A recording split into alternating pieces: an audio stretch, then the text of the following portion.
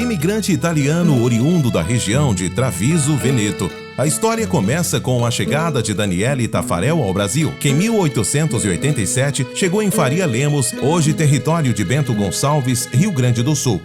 Não havendo mais terras disponíveis naquela localidade, cruzou para a outra margem do Rio das Antas, se estabelecendo na região de Monte Veneto, hoje Cotiporã, Rio Grande do Sul. O meu avô, o Daniel, quando veio da Itália, disse que ele era muito pobre. A mãe contava que muitas vezes era polenta, fria, polenta, que comiam. Eles tinham dentro de casa um paiol que botava um milho, né? E não sabe o que foi que caiu lá nesse milho que ele estava, queimou toda a casa. Aonde o pai da mãe carregou uma carroça com tudo e levou para eles. Ajudou bastante o Daniel. Natal Tafarel, filho de Daniele, trabalhava com seus irmãos na pequena produção agrícola para o sustento da família. Ao atingir a maioridade, decidiu seguir por outro caminho e buscou aprender a arte da selaria. O pai, quando era novo, aprendeu o ofício de celeiro. Trabalhava com as cordas, com negócio de cavalo, selim, arreio. Eles vieram lá de Cotiporã, ele trabalhava como lidador de corda lá, o couro para curtir, fazer corda, rédea, buçal, final de contas, o que fosse de apero. Aí ele saiu de lá de Cotiporã, que ele morava, foi casou com a mãe. E foi para Espumoso, ali para Pontão, aonde ele se estabeleceu lá trabalhando. E de lá depois o finado avô, pai da mãe, faleceu. A mãe recebeu uma herança aqui na serra, aqui no rincão de Nossa Senhora, que chamava antigamente, hoje Picada do Taquari.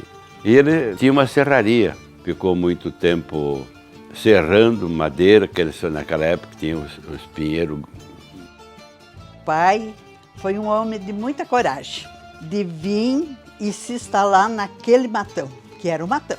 Se enxergava de manhã a luz do sol e a copa dos pinheiros. E à noite, quando tinha luar, o clarão do luar. E quando não tinha, as vagalumes que vinham do mato. Coisa mais linda.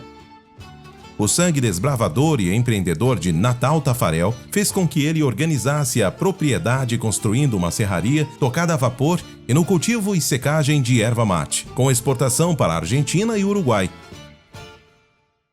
O falecido pai passava puxando madeira da serraria lá para o Medoremo, que fica antes de chegar no Pouso Novo.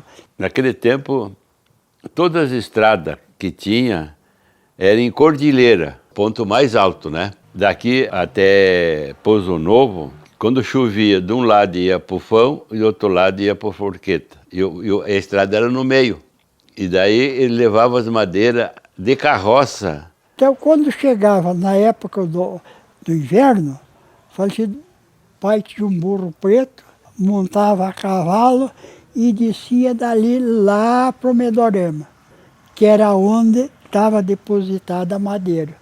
E embalsavam é colocar as madeiras agrupadas, rio abaixo, quando dava enchente, para as balsas descer. Aí passava por Lajado e o pai tinha um depósito, outro depósito em Estrela, que em 1940 deu uma enchente muito forte e levou toda a madeira embora.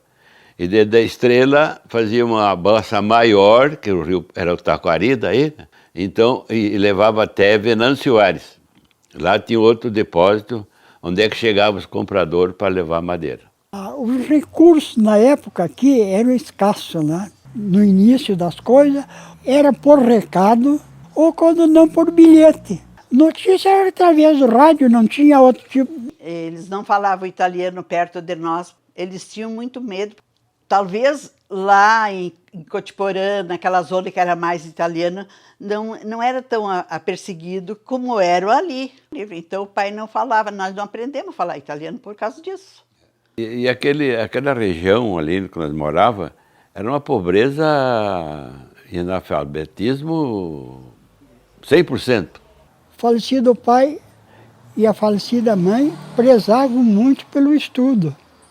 Construiu ali uma escola, que chamavam a Escolinha da Porteira, para que os filhos estudassem, os filhos dos empregados estudassem, que não ficou ninguém ali daquela redondeza analfabeto naquela época. E no momento que ele pôde nos mandar para os colégios estudar e tudo, ele mandou. Depois daquilo, nós fomos para Lajeado. Eu fui em cima da carroceria de um caminhão com madeira, agarrado na corrente, para não cair dentro da estrada. Procurou os melhores colégios da época, né? Que era em Lajeado, em Tapera. Levava um dia inteiro para chegar lá de carrocinha. A mãe era uma pessoa muito religiosa, muito católica. E ela construiu até uma igrejinha lá, chamar para vir na igreja quando o padre ia lá rezar uma missa. Ela fazia bastante bolacha e dava bolacha para a turma vir. Então nós tínhamos lá umas 6, 7 casas, sempre em roda do pai lá, que é de família mais ou menos de 4, 5 cada uma, que nós sempre dependia do pai. Ele sustentava tanta gente lá, que aquela pobreza. Eles deram comida para muita gente, muita gente. Por isso que, de certo, nunca faltou nada para nós também, né? Então, quando chegava um padre lá, Deus o livre. Era o melhor prato, era presente de camisa, era um pedaço de marmelada. Os padres sempre não passavam, você chega lá. Nós rezávamos o terço toda a noite, ajoelhados, e ai de quem desse risada. A gente, assim, tinha um respeito que era admirável.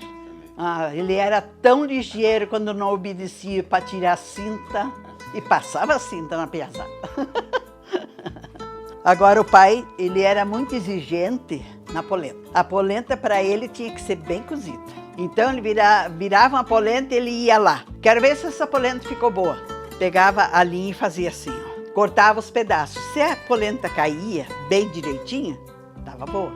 Ele tinha um porão assim, debaixo a casa era tudo de alta, que aquilo assim era cheinho de salame e copa, de toda a idade. Podia chegar lá e escolher. Muita fartura, muita fartura. O toicinho, o bacon, bem fritinho e bem quente, que quando ele botasse o vinagre, despejava em cima dos radites, que frigisse. Tinha que frigir. Daí estava tudo bem. Daí ele adorava. E quando terminou daí os pinheiros, ele parou com a serraria e daí foi trabalhar com erva mate. E estabeleceu um engenho, ele fabricava a erva e moía a erva e vendia a erva para a região da fronteira. Aí foi construído esse prédio que tem aqui na esquina, que hoje é o Sicredi. Então, na época, era só que de erva. A erva era a Primavera e a Suave. Então, a Primavera era dessa do chimarrão e a Suave mais era para chá.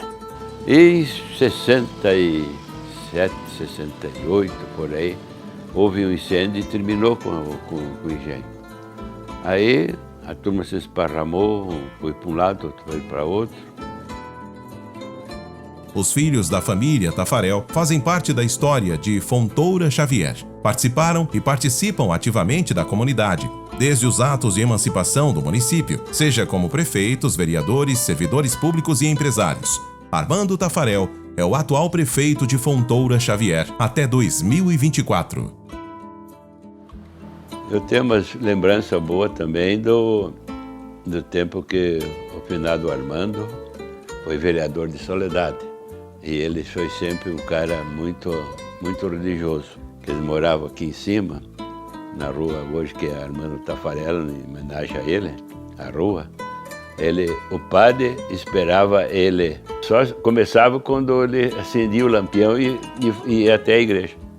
Mas aqui Fontoura, eu me recordo, naquela época tinha muito tal de remédio homeopatia.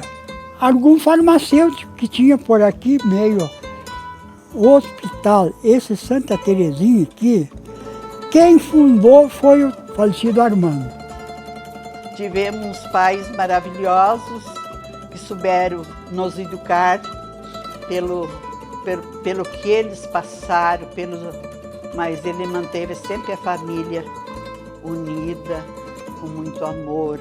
Eu acho importante mesmo é isso aí, né? É aquilo que a gente viveu. E era assim a nossa vida lá.